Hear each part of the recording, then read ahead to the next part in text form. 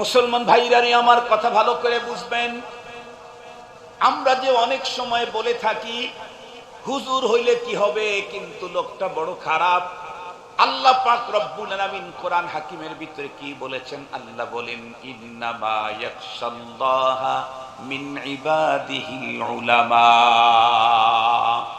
আল্লাহ বলেন এই পৃথিবীতে প্রকৃত অর্থে যদি কারো অন্তরের ভিতরে আমার ভয় থেকে থাকে তারা হলো উলামায়ে কেরাম। কেন? কারণ উলামায়ে কেরাম আল্লাহকে যেইভাবে চিনে সাধারণ মানুষ ওইভাবে আল্লাহকে চেনার কোনো সুযোগই নাই। আল্লাহর পয়গম্বর নিজেই বলেছেন আনা আতকাকুম বিল্লাহি ওয়া আখশাকুম, আমি তোমাদের পৃথিবীর যত মানুষ তোমরা আছো তাদের ভিতরে সবচাইতে বড় ভয় করি আর তাকওয়া আমার অন্তরের ভিতরে। কেন? লিআন্নী আ'লামুকুম বিল্লাহ, কারণ আমি আল্লাহকে যেইভাবে চিনি পৃথিবীর তোমরা কেউ আল্লাহকে ওইভাবে চিনো না।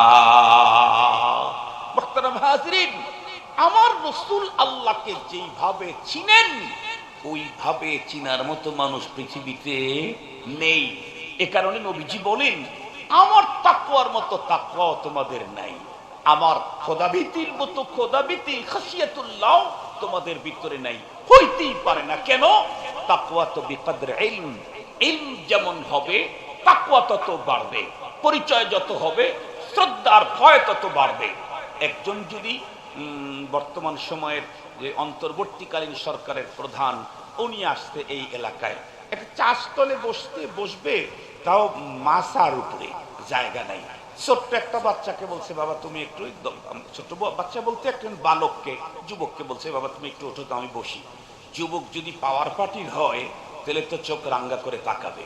কিন্তু বলুন তো দেখি, উনি যতক্ষণ পরিচয় পায় নাই ততক্ষণ পাঁচালের উপরে বসতে চাইলেও আর একজনকে উঠাইয়া দিয়ে রাঙ্গা করে তাকাবে, কিছু বলতে চাবে। কিন্তু যদি জানে ইনি অন্তর্বর্তীকালীন সরকারের প্রধান তখনও কি তাকাবে? আরো জোরে বলেন, তখন কি মাসায় বসতে দিবে? আর একটু জোরে বলেন, তখন কি মনে করবে? স্যারকে যদি বাসায় নিতে পারি তাহলে আমার কপাল খুললো। ঠিক বললাম না? ঠিক বললাম। কিছুক্ষণ আগে মাসাতে বসতে দেয় নাই, নিজের জায়গাটা থাকতে দেয় নাই। কেন? চিনে না যে। যখন চিনছে আল্লাহ অন্তর্বর্তীকালীন, তার মানে বিগত সময়ে 1500-1600 বৎসর যার কথায় বাংলাদেশে বৈধ হইতো অবৈধ হইত, কথা বলেন না কেন, সেই চেয়ারে এখন উনি বসতে, একে যদি আমার বাসায় নিতে পারি তাহলে তো আমার কপাল খুলবে। স্যার যদি খালি বলে যে দিলাম, তাহলে স্যারের তো ব্যাংকেরও অভাব নাই আর রাষ্ট্রের তো জায়গার তো কোনো অভাবই নাই, কপাল আমার খুলে যাবে। যে যাকে যত বেশি চেনে সে তাকে তত বেশি সম্মান করে যদি সে বড় হয়, অথবা তাকে ভয় করে যদি তার পাওয়ার থাকে। ঠিক বললাম না? ঠিক বললাম। আমার রব কোন দিক থেকে ছোট? বড়র দিক থেকে ছোট। আল্লাহু আকবার, কথা বলেন আল্লাহু আকবার, সব দিক থেকে মহান। সঙ্গত কারণে রবের পরিচয় যার অন্তরে যত বেশি, রবের ভয় তার অন্তরে তত বেশি। রবের পরিচয় যার অন্তরে যত বেশি, রবের ভয় তার অন্তরে তত বেশি। রবের পরিচয় কি বিএ ক্লাসের বইয়ে পাওয়া যায়, জ্যামিতিতে পাওয়া যায়, ইতিহাস আর ভূগোলে পাওয়া যায়, সৃজনশীল অঙ্কের মধ্যে পাওয়া যায়, কথা বলেন না কেন, গার্হস্থ্য বিজ্ঞানে পাওয়া যায়। আল্লাহর পরিচয় কোথায় পাওয়া যায়? আল্লাহর কোরআনে। কথা বলেন কোথায় পাওয়া যায়?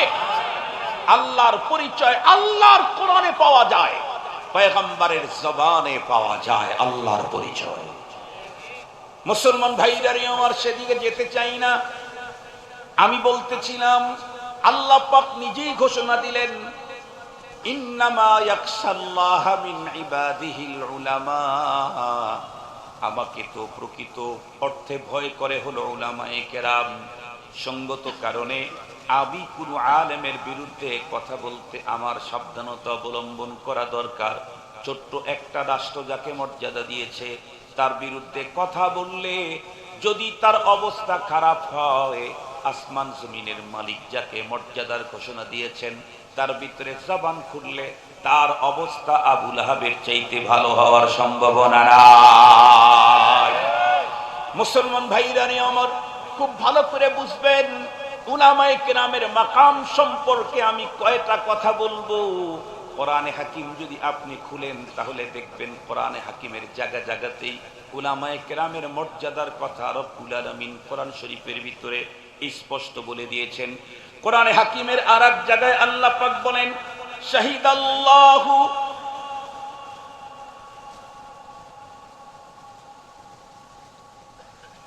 শাহিদাল্লাহু লা ইলাহা ইল্লাহু ওয়াল মালাইকাতু ওয়া উলুল ইলমি কাইমান বিল কিসতি লা ইলাহা আন্না শাহিদাল্লাহু আন্নাহু লা ইলাহা ইল্লাহু ওয়াল মালাইকাতু ওয়া উলুল ইলমি কাইমান বিল কিসতি লা ইলাহা ইল্লাহু ওয়াল আজিজুল হাকীম। এই আয়াতে কারিমাতে 18 নম্বর আয়াতে কারিমা সূরা আলে ইমরান আল্লাহ পাক বলেন, শাহিদাল্লাহু, আল্লাহ স্বয়ং নিজে সাক্ষী, আল্লাহু আলা ইলাহা ইল্লাহু, যে আল্লাহ ছাড়া আর কোনো মাবুদ নাই। এই কথার উপরে বন্ধুরা আমার আল্লাহ পাক তিনটা সাক্ষীর কথা এখানে বর্ণনা করছেন।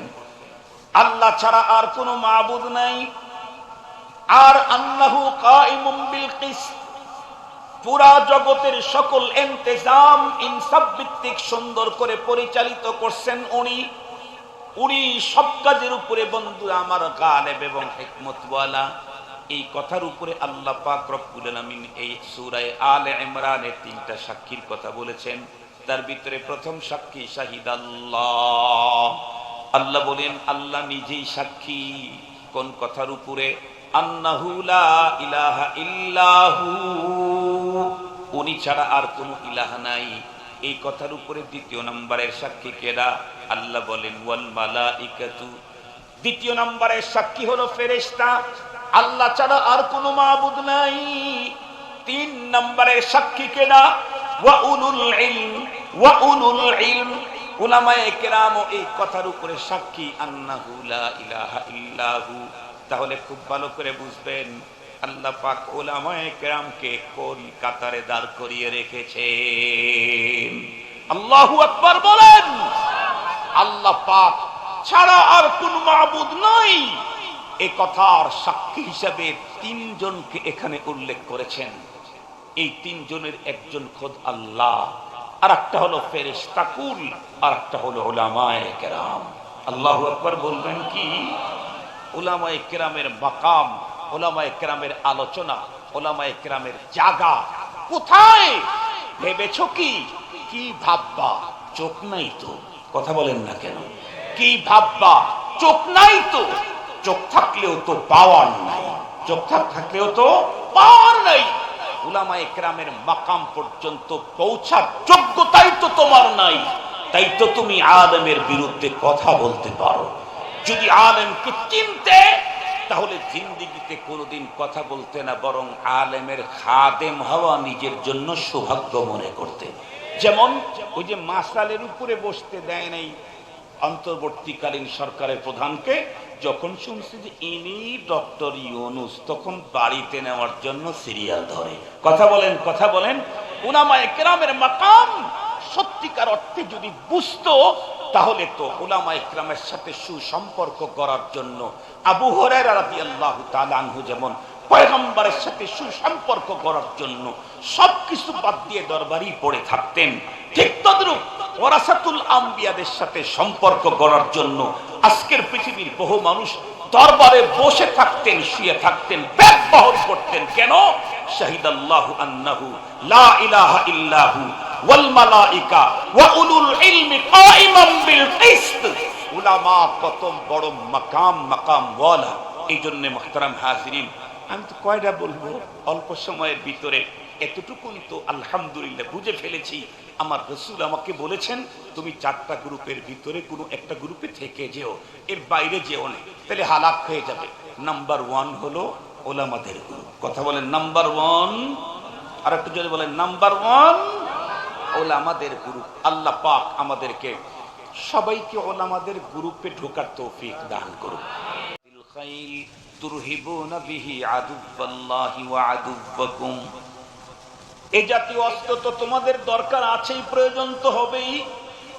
তবে সর্বপ্রথম যেই অস্ত্র তোমার দরকার, যেই অস্ত্র যদি তোমার কাছে থাকে, তাহলে আমি তোমাদেরকে বিজয় দেওয়ার জন্য ওয়াদা দিলাম, সেটি হলো ইন কুনতুম মুমিনিন। তুমি যদি নাম্বার 1 মুমিন হও, তাহলে ভয় নাই, পেরেশানি নাই, বিজয় তোমারই হবে। 20 বছর পর্যন্ত ওই যুগের শ্রেষ্ঠ পাওয়ারফুল সমস্ত অস্ত্র শস্ত্রে সজ্জিত লড়েও শেষ পর্যন্ত বিজয় কাদের হাতে? মুমিনের হাতে। কথা বলেন না, কাদের হাতে? মুমিনের হাতে। শেষ বেলায় দিন শেষে সফলতা কার? মুমিনের। শেষ বেলায় দিন শেষে সফলতা কার? মুমিনের। মুসলমান ভাইরা রে আমার, খুব ভালো করে বুঝবেন, যেই কথা আপনাদের খেদমতে বলতেছিলাম, সর্বপ্রথম আল্লাহ পাকের পয়গম্বর আমাদেরকে বললেন, উবদু আলিমান, তুমি আলিম হয়ে যাও। কেন? কারণ আলেমের মর্যাদা আজকের পৃথিবীর সবচেয়ে উন্নত মর্যাদা। আল্লাহ পাকের কোরআনে আল্লাহ পাক তার রাসূলকে দিয়ে বলাইলেন, খায়রুকুম মান তাআল্লামাল কুরআন ওয়া আল্লামা।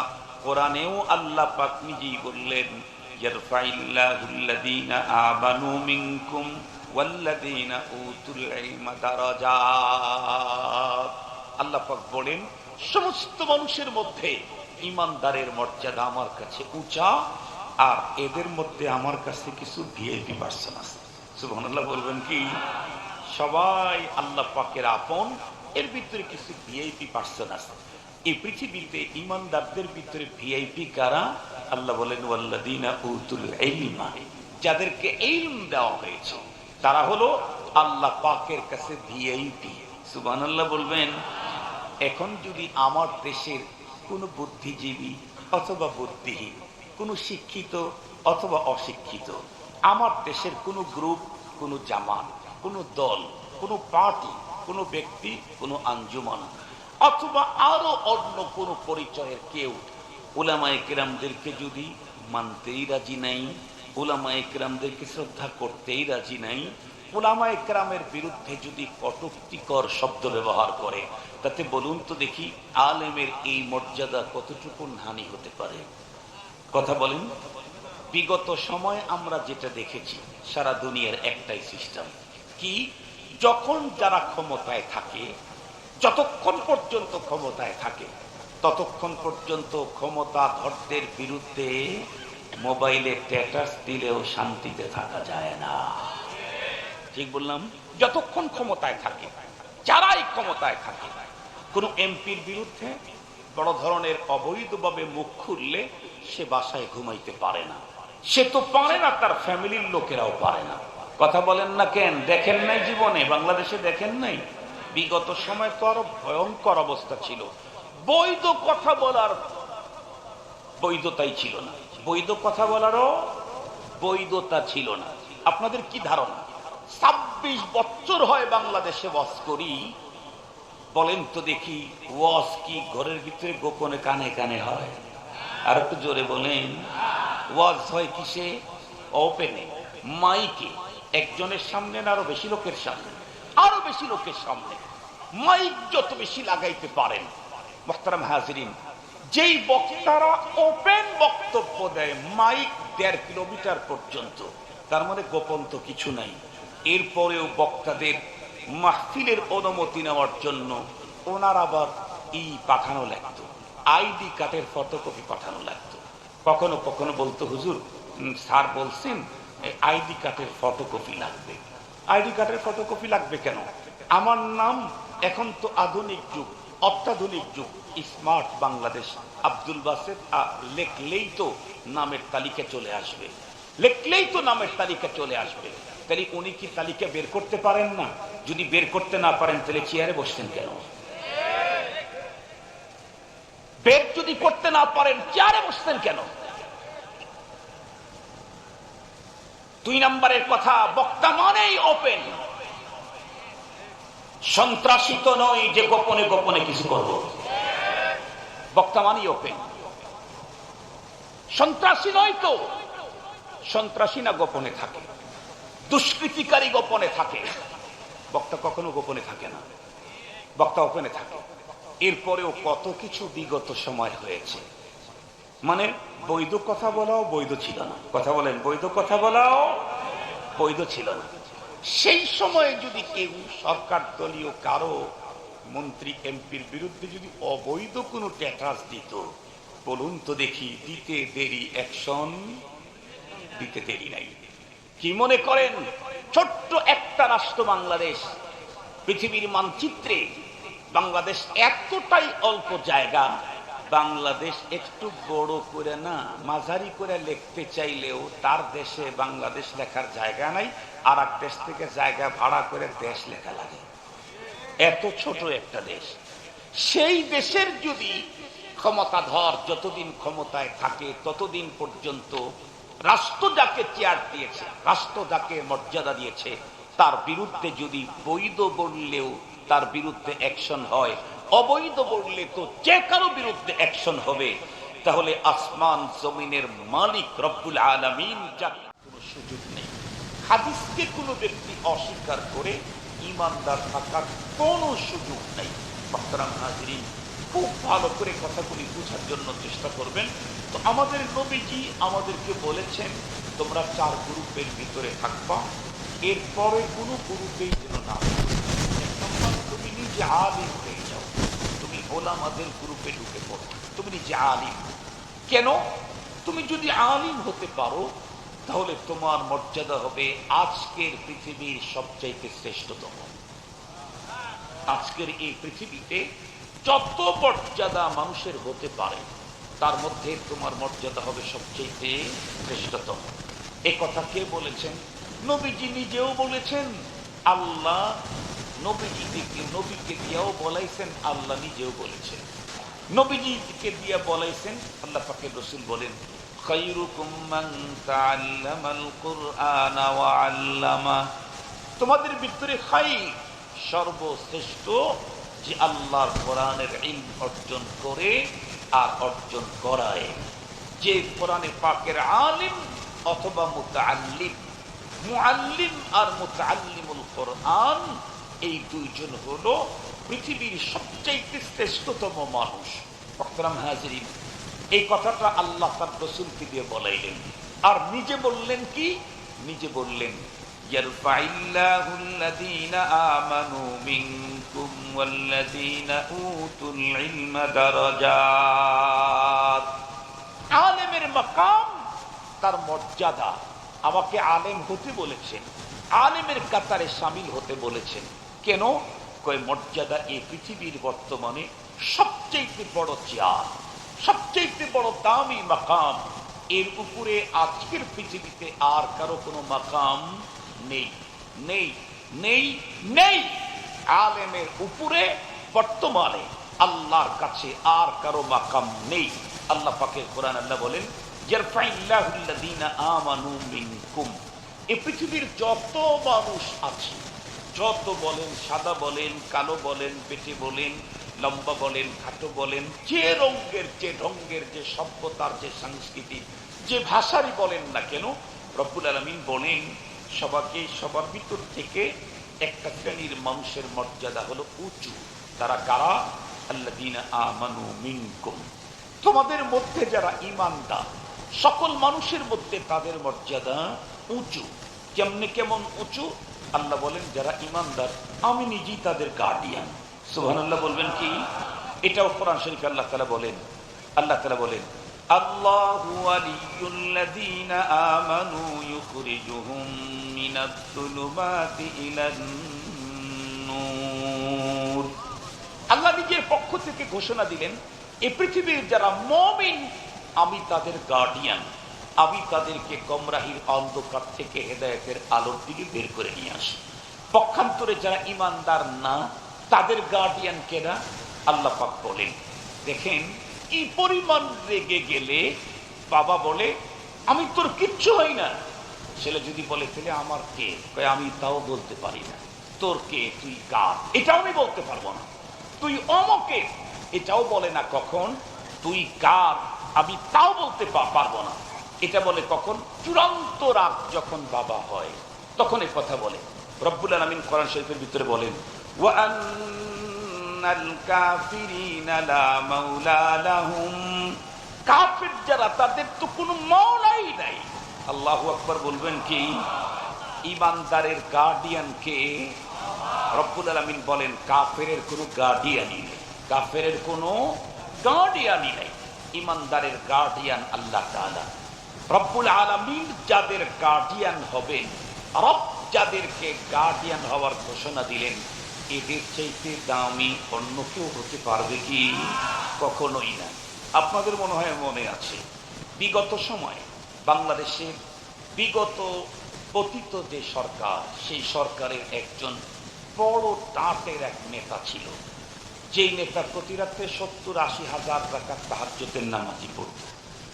এই নেতার ব্যাপারে কোনো একটা কথা তাদের ফ্যামিলি নিয়ে তাদের দলের ভিতরেই খুব বেশি হিসিং চলতেছিল। আপনাদের একটু পেপার পত্রিকায় আসছে এগুলি। আমি একেবারে খুলে খুলে খুব কম বলি, ইশারা করি, যে বুঝার বুঝলেন, না বুঝলেন অসুবিধা নেই।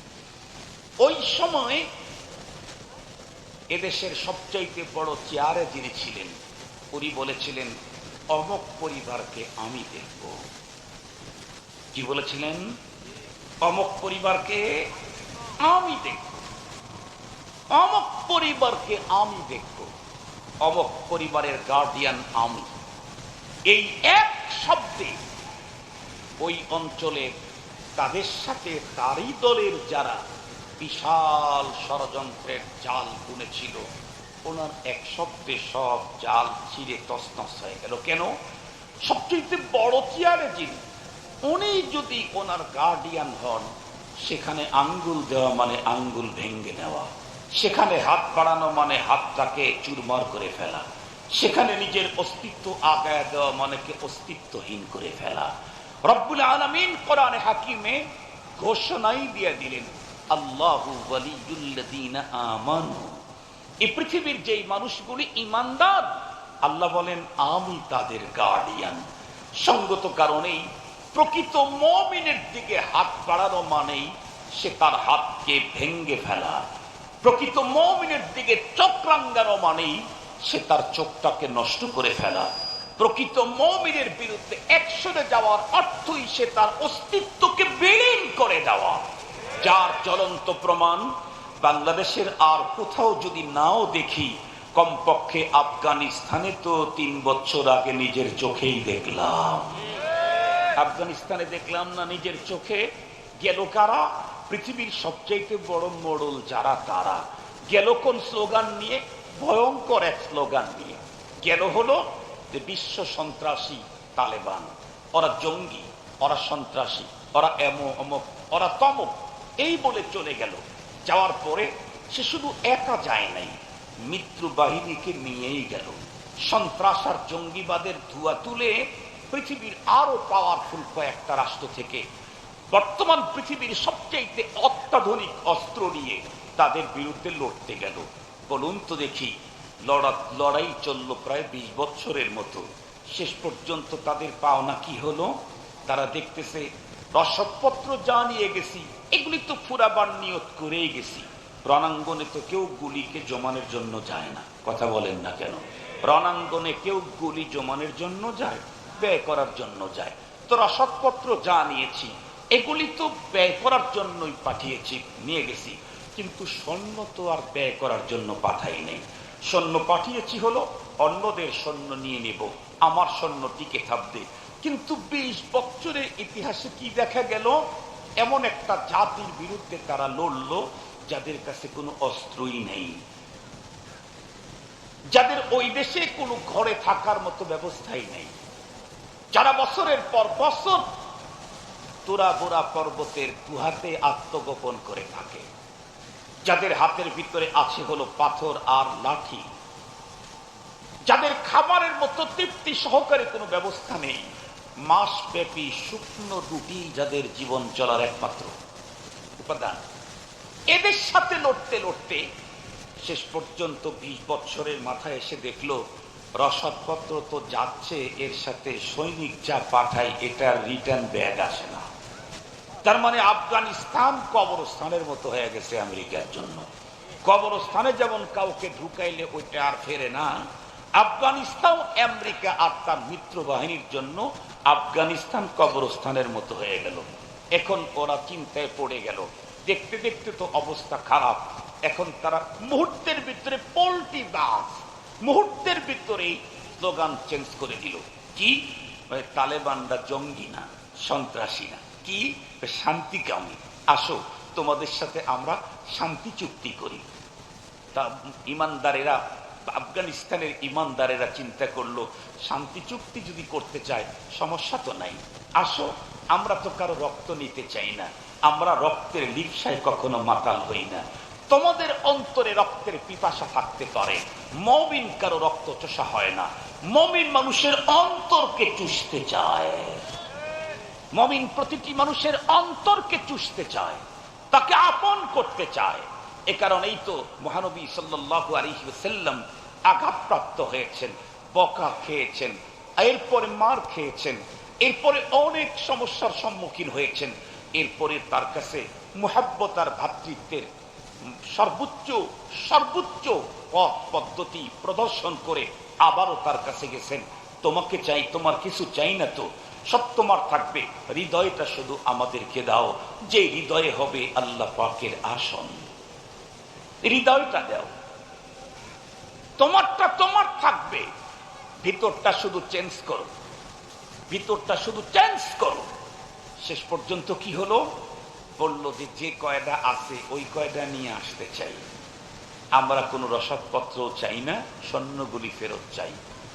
নির্লজ্জ বেহায়া ভাবে শেষ পর্যন্ত আমেরিকার মতো পরাশক্তি আফগানিস্তানের মুমিনদের কাছে একেবারে লজ্জাজনক পরাজয় বরণ করে এখন আবার তাদেরকে হুজুর হুজুর বলে চাষতলে দাওয়াত দিয়ে কে কার কোক খাওয়ানো ছাড়া আর কোনো গতি আমেরিকার নাই, কোনো গতি নেই। কেন? ওই যে আগেই বলেছি, আল্লাহু ওয়ালিয়ুল্লাযীনা আমানু, মুমিন হইতে পারলে আর পেরেশানি নেই। আল্লাহ পাক রব্বুল আলামিন কোরআনে হাকিমের আরেক জায়গার ভিতরে আরো স্পষ্ট করে বলে দিয়েছেন, ওয়ালা তাহিনু ওয়ালা তাহজানু ওয়া আনতুমুল আ'লাউন ইন কুনতুম মুমিনিন। তোমাদের কোনো ভয় নাই, কোনো পেরেশানি নাই, বিজয় তোমাদেরই হবে, কিন্তু শর্ত হলো অনেক অস্ত্র শস্ত্র, অনেক কিছু রসদপত্র সরঞ্জামাদি লাগবে না। না, অস্ত্র শস্ত্র তো দরকার আছে, ওয়া আইদ্দু লাহু মাস্তাতাতুম মিন কুওয়াতিন ওয়া মিন